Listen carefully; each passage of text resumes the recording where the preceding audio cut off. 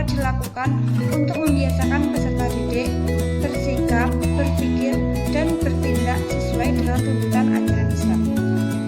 Pengertian pembiasaan dapat diartikan sebagai sebuah metode dalam pendidikan berupa proses penanaman kebiasaan.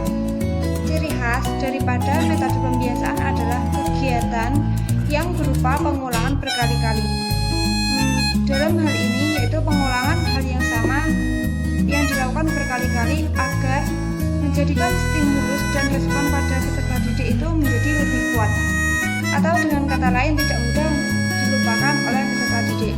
Dengan demikian terbentuklah pengetahuan sikap dan keterampilan sikap yang setiap saat dipergunakan oleh peserta didik. Selanjutnya yaitu konsep dan tujuan dari metode kebiasaan. Belajar kebiasaan adalah sebuah pembentukan kebiasaan-kebiasaan baru atau perbaikan kebiasaan-kebiasaan lama. Belajar kebiasaan selain menggunakan perintah, suri tauladan, dan pengalaman khusus, juga menggunakan hukuman dan ganjaran. Tujuannya dari metode pembiasaan ini adalah agar siswa memperoleh sikap-sikap dan kebiasaan-kebiasaan perbuatan baru yang lebih tepat dan positif, dalam arti selaras dengan kebutuhan dan waktu atau kontekstual. Selain itu, arti tepat dan positif di atas ialah selaras dengan norma dan nilai moral yang berlaku, baik yang bersifat religius maupun tradisional dan kultural. Selanjutnya, penerapan metode pembiasaan pendidikan agama Islam di era 4.0. Kita ketahui bahwa pembiasaan pendidikan bagi anak sangatlah penting, khususnya dalam pembentukan akhlak dan pribadi anak. Pembiasaan agama akan memasukkan unsur-unsur positif dalam perkembangan anak. Semakin banyak pengalaman agama yang didapatkan anak melalui metode pembiasaan, maka akan semakin banyak unsur agama dalam kepribadiannya dan semakin mudahlah ia dalam memahami ajaran agama. Dalam pembiasaan membaca Al-Quran misalnya, peserta didik tentu akan merasa berat membaca Al-Quran ketika tidak dijadikan sebagai suatu kebiasaan. Agar membaca Al-Quran tidak dilupakan oleh generasi muda saat ini, maka pendidik harus memberikan motivasi agar minat dari peserta didik itu dapat tumbuh. Guru sebagai model dalam pendidikan, maka harus bisa memberikan contoh yang baik bagi peserta didik.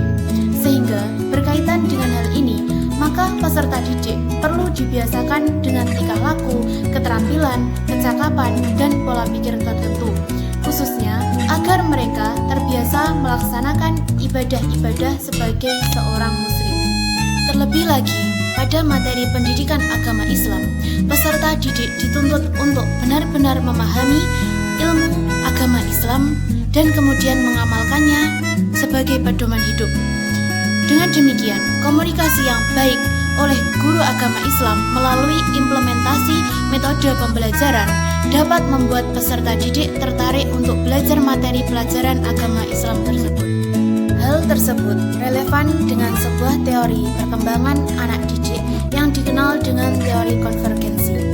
Teori konvergensi menyatakan bahwa pribadi dapat dibentuk oleh lingkungannya dan dengan mengembangkan potensi dasar yang ada pada anak didik.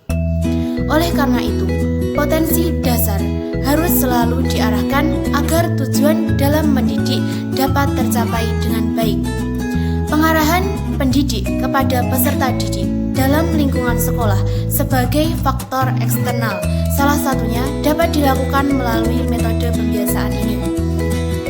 Oleh karena itu, pembiasaan yang baik akan membentuk kepribadian yang baik, dan pembiasaan yang buruk akan membentuk kepribadian yang buruk pula. Di sini saya akan menjelaskan tentang syarat-syarat pelaksanaan metode pembiasaan. Syarat yang pertama, mulailah pembiasaan itu sebelum terlambat. Jadi, sebelum anak itu mempunyai kebiasaan lain yang berlawanan dengan hal-hal yang akan dibiasakan. Syarat yang kedua, pembiasaan hendaknya dilakukan secara terus-menerus, dijalankan secara teratur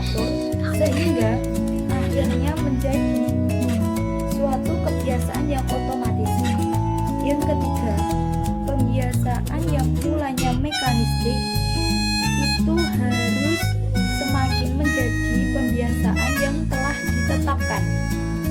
Nah, dari uraian di atas dapat ditarik kesimpulan bahwa indikator metode pembiasaan itu adalah suatu cara atau jalan yang dilakukan secara sengaja, berulang-ulang, terus-menerus, konsisten, berkelanjutan untuk menjadikan itu kebiasaan atau karakter yang melekat pada diri anak sehingga nantinya anak tersebut tidak memerlukan pemikiran lagi untuk melakukannya.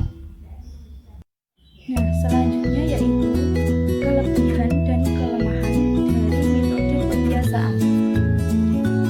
Adapun kelebihan dari metode pembiasaan yang pertama yaitu dapat menghemat tenaga dan waktu. Yang kedua, pembiasaan tidak berkaitan dengan aspek lahiriah, akan tetapi juga berhubungan dengan aspek batinnya.